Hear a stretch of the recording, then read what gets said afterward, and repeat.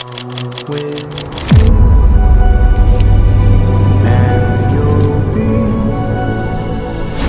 in a world of your imagination. Reach out. अस्सलाम वालेकुम दोस्तों, कैसे हैं आप? उम्मीद करते हैं आप सब खैर से होंगे। कैश सोलर में खुशामदीद। दोस्तों, आज जो है हम आपको प्रॉपर तरीका बताएंगे कि अगर आप अपने इन्वर्टर को घर पे साफ़ करना चाहते हैं, क्लीनिंग करना चाहते हैं, किस तरह कर सकते हैं, तो वो आपको तरीका इस वीडियो के अंदर आपको मिल जाएगा देखने में। और अगर आप चाहते हैं, खुद से आप नहीं करना चाहते, आप हमसे करवाना चाहते हैं, तो कैश सोलर का नंबर जो है डिस्क्रिप्शन में आपको मिल जाएगा। रहीमर काम में हम लोग काम करते हैं। आप हमें कॉल करके आप अपने घर बुला सकते हैं, हम लोग आपको सर्विस देने के लिए आ जाएंगे।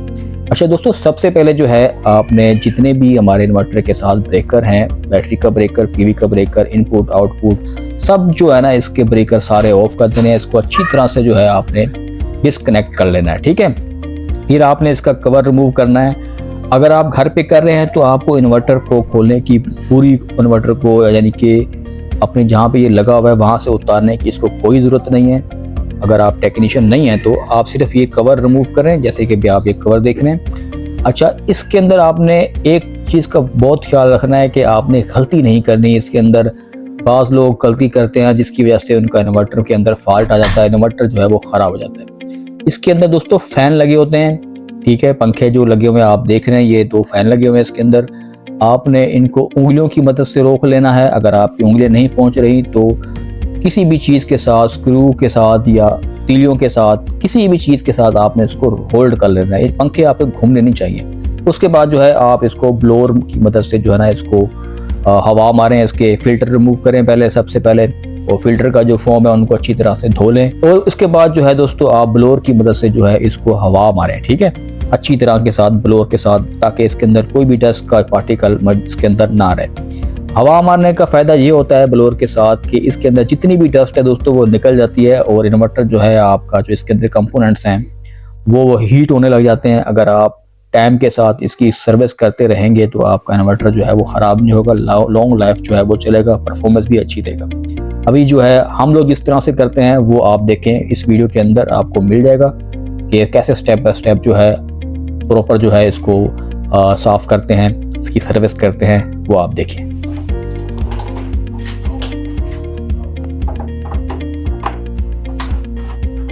पिछली वीडियो में भी मैंने आपको बताया था और आपको दोबारा बता रहा हूँ कि इसको ब्लोअर लगाने से पहले जो है ना, आपने ये, क्योंकि हमारे पास जो है इसके जो फ़ैन है दोस्तों, ये जो आप देख रहे हैं एयर वाले, इसको आपने उंगलियों की मदद से या किसी भी पेचकस की वजह से इन दोनों को आपने रोक के रखना है, ठीक है। नट बोल्ट भी आप, स्क्रू भी ड्राइवर की मदद से भी रोक सकते हैं और स्क्रू की मदद से भी इनको रोक सकते हैं, उंगलियों की मदद से भी। ये नहीं घूमना चाहिए। ये अगर आपके घूम गए तो आपका इन्वर्टर जो है इसमें कोई ना कोई एरर आ जाएगा।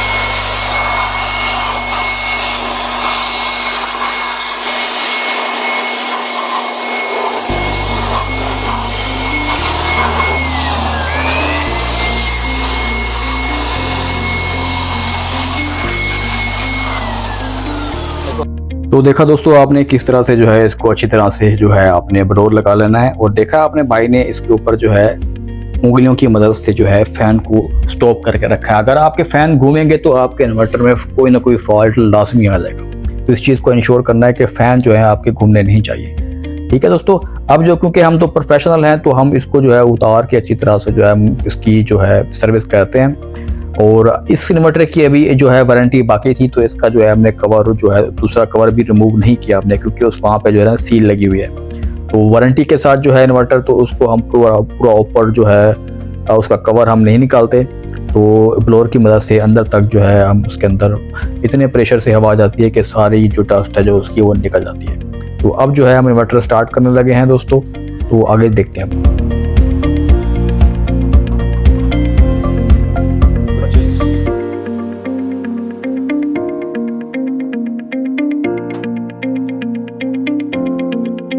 उम्मीद करते हैं दोस्तों आपको ये वीडियो अच्छी लगी होगी, और मज़ीद ऐसी वीडियो देखने के लिए चैनल को जरूर सब्सक्राइब करें ताकि आपके लिए बेहतरीन सा कंटेंट हम लेकर आते रहें। ओके दोस्तों, मिलते हैं नेक्स्ट वीडियो में। अल्लाह हाफिज़, बाय बाय।